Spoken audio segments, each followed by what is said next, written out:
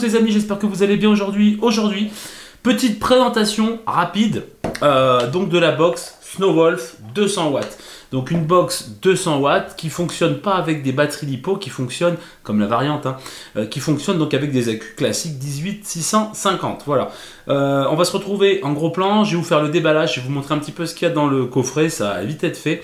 Et puis je vais vous dire mes impressions et est-ce que ça vaut vraiment le coup d'y mettre environ aux alentours des 80 €. Je vous dis à tout de suite. Allez, c'est parti, on va faire donc le déballage de cette Snowwolf 200 watts à contrôle de température.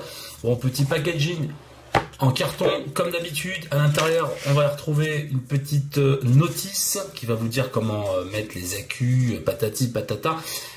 Et puis régler aussi l'ajustement du wattage ainsi que du contrôle de température. Moi, je vais y venir, mais très succinctement. Voilà.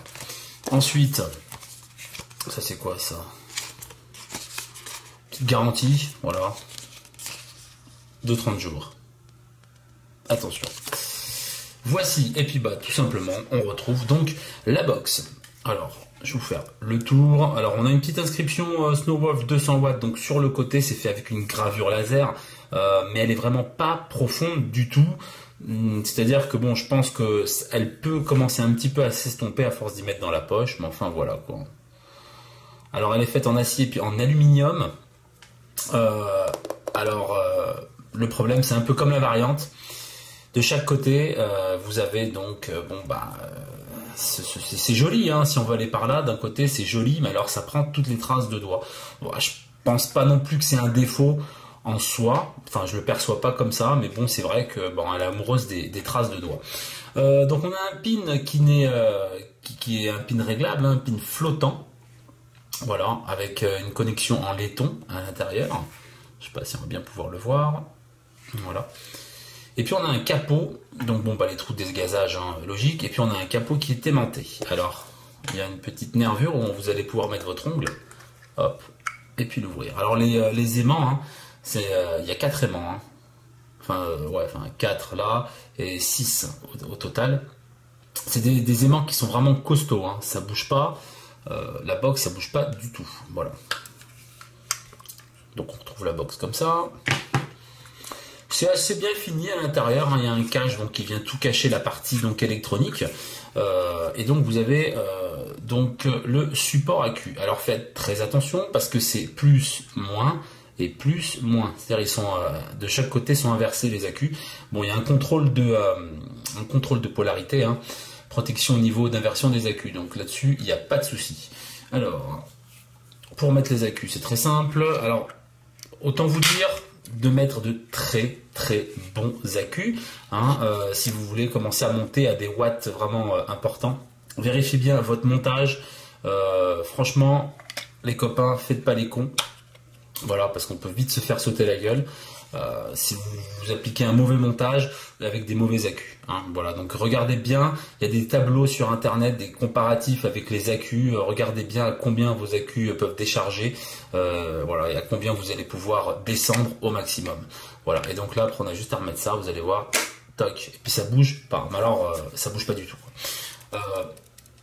On a un petit peu de jeu, voilà, comme on peut l'entendre. Donc au niveau des boutons, c'est pas grand chose, franchement c'est pas grand chose, mais bon, ceux pour qui ça énerve, bon bah ça va rebuter direct, hein. On a un petit jeu au niveau des boutons, mais c'est vraiment pas grave du tout. C'est super simple, hein. On a 3 boutons, un fire, un plus et un moins. Et donc comme d'habitude avec les combinaisons de boutons, on va accéder au réglage. Voilà, je vous dis un petit peu donc les caractéristiques de cette box, hein. Donc en aluminium et en métal avec un pin 510 flottant en laiton, puissance entre 5 et 200 watts avec une tension de sortie de 0,5 à 7 volts. Donc c'est vraiment plutôt pas mal. Voilà. Donc la résistance, elle supporte de 0,05 à 2,5 ohms. Voilà. Avec 2 accus en 18650, logiquement non fournis. Pour ce qui est des dimensions, donc en hauteur, on est à 10 cm. 10 cm de haut, pour 5,1 de large et 2,5 d'épaisseur. Alors vous l'aurez bien compris, c'est pas une box qui se veut petite, hein. Si je peux vous comparer ça, par exemple, à une Vic VT, voilà. Et puis à une VT40. Que voici, que voilà. Donc vous voyez, point de vue détail, c'est pas non plus monstrueux. Ça passe quoi, ça passe. Et point de vue donc de l'épaisseur.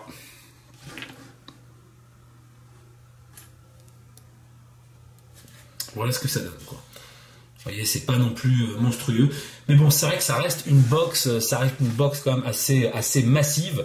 Elle fait 239 grammes, hein, c'est pas léger non plus, mais bon, après, ça reste quand même qualitatif. J'y trouve vraiment sympa, puis ça me rappelle la variante quoi, hein, avec ce look qu'elle a. Et puis bah c'est 200 watts avec des accus en 18650, c'est plutôt pas mal. Le chipset est vraiment très bien. Point de vue de lavable, j'en parlerai après en plan large. Et puis sinon, bah, l'écran, donc on va l'allumer. On va aller déjà allumer une fois qu'on met les accus. Voilà.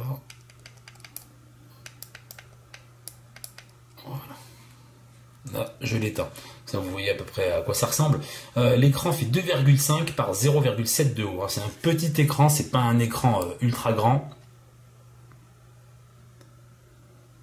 Voilà. Et puis là, votre box est en fonction. Donc, il faut déloquer. 1, 2, 3, 4, 5. Là, on a déloqué. Et on va appuyer sur le plus et le moins. Et c'est là que vous allez avoir accès à tous vos réglages de degrés de contrôle de température. Voilà, tout simplement. Et si je rappuie, là, on a les watts. Voilà. Et après, on valide. On appuie sur le Fire. Voilà. Après, on peut monter ses watts. Vraiment ici. Donc il n'y a pas de mode off pour le contrôle de température. Je sais que sur d'autres box, comme par exemple sur la VT40, on passe le contrôle de température en off, ce qui fait que ça n'affiche plus rien. Ici non. Ici ça va détecter ou pas. Voilà, c'est-à-dire si vous avez du nickel, ça va détecter donc votre valeur que vous avez indiquée. Et si vous n'avez pas de fil nickel que vous fapez avec du Cantal, et ben tout simplement ça va effacer cette valeur. Je vais vous mettre un atome. Voilà. Donc par exemple le Zephyrus. Voici.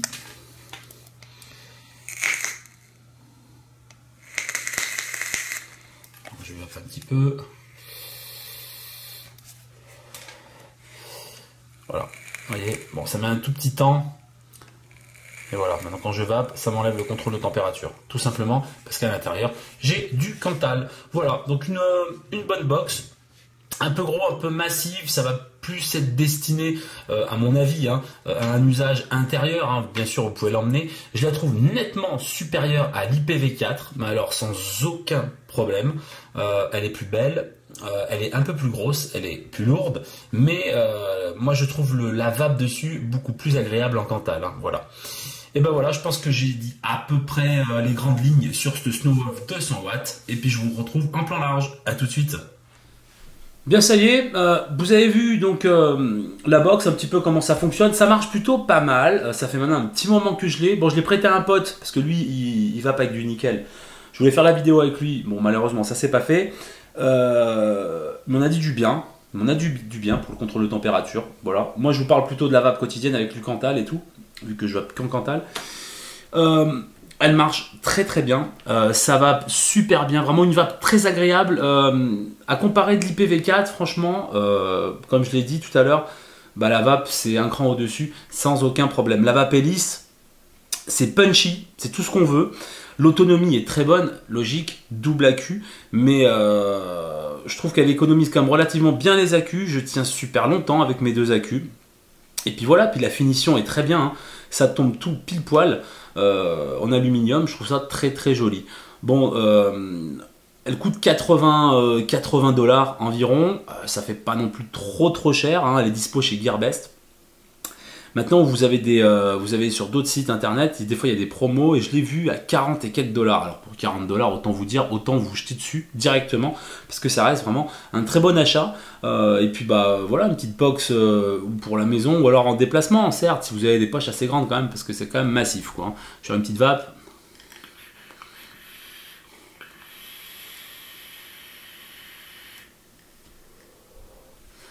Voilà, ça va très très bien. Quand vous remettez un autre ato dessus, hein, donc là j'ai mis celui-là, parce que si je remets un autre, il va tout de suite détecter nouvel atomiseur, donc plus ou moins, si oui ou si non. Voilà, pour pouvoir checker les résistances et puis refaire d'autres réglages ou voilà, hein, histoire de ne pas cramer le truc. Donc, personnellement, très bonne box, j'en dis que du bien. Puis par rapport au prix, franchement, ça vaut le coup parce que c'est pas trop cher pour une box qui monte jusqu'à 200 watts. Hein. Donc, juste petit erratum, les amis, faites très attention. Prenez des accus adaptés, un montage adapté. Vous ne faites pas sauter la gueule. Il y a des groupes sur Facebook. Si vous n'êtes pas trop au courant ou voilà, vous ne voulez pas vous prendre la tête, il y a des forums, il y a des groupes. Où vous allez pouvoir poser des questions sur les montages et tout ça. Puis comme ça, c'est cool. Vous allez vaper quand même de manière safe, quoi. Allez pas mettre des vieux accus dedans. Je vais pas dire les marques, quoi, mais enfin des vieux accus. Voilà. Hein. Prenez des trucs quand même de qualité. Parce qu'on a que deux mains et un seul visage. Voilà. Donc je pense que je vous ai tout dit. Voilà. Donc la Snowwolf dispo chez Gearbest aux alentours de 80 $. Ça reste un bon plan. Donc petite barre, je vous souhaite une très bonne journée. Comme d'habitude, n'hésitez pas d'aller visiter ma page Facebook The MacStaff. Vous abonner à ma chaîne YouTube The MacStaff également. Si vous avez des questions, themacstaff01@gmail.com. Et comme d'habitude, le site internet www.themacstaff.com. Très prochainement, je pense que je vais faire un petit tour au VAP Expo ce week-end, enfin le week-end qui arrive. Donc si j'ai le loisir de vous voir, n'hésitez pas à faire un petit coucou. Tapez la discute ensemble, ça fera toujours plaisir. Et puis sur ce, je vous souhaite une très bonne journée. À la prochaine. Ciao.